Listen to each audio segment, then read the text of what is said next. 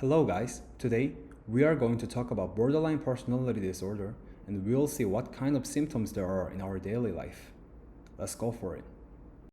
Alright, so what is borderline personality disorder?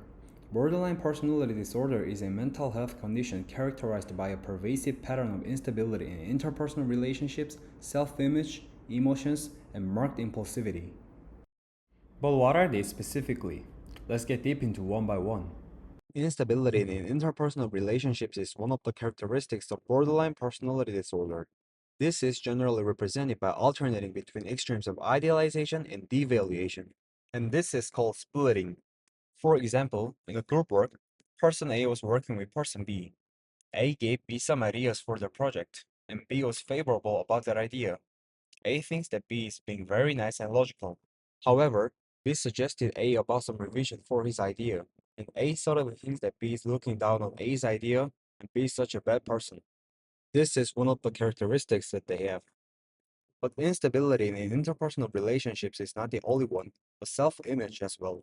They cannot make an explicit and consistent answer about their value, goal, job, and sexual orientation. If anything, those constantly change depending on the environment that they're living in. This is like a chameleon. This isn't simply social adaptation, but an attempt to fill themselves with external factors because they feel internally empty. Now, let's take a look at their instability in emotions, which mainly focuses on affective instability. People who have BPD experience mood swings in different dimensions, but those emotions are usually anger, anxiety, sadness, and panic, rather than happiness. Unlike bipolar disorder, their mood changes every hour and even minute sometimes. Also, their emotions return slowly to baseline. It's the afterimage of emotions that lasts for a long time. Psychologists often describe the emotional state of BPD as there seems to be no emotional skin. It is an analogy that for ordinary people, external criticism or stresses filter into the skin. But for people who suffer from BPD, there is no such membrane, so they directly get hit from the external stimulus. But people suffering from BPD also experience chronic feelings of emptiness. Their emptiness is like a hole that would never be fulfilled. Their emptiness is not simply boredom or loneliness. It is more like they feel their existence is fading. So they again search for external stimulation because they are internally empty. They look for attention from people and stroke excitement. These lead to impulsivity and obsessions with relationship. Going even further, their mood swings are also shown when they express anger. Their anger is not merely they are pissed off, it is like a volcano that is bursting out. That anger is way too much for a certain situation.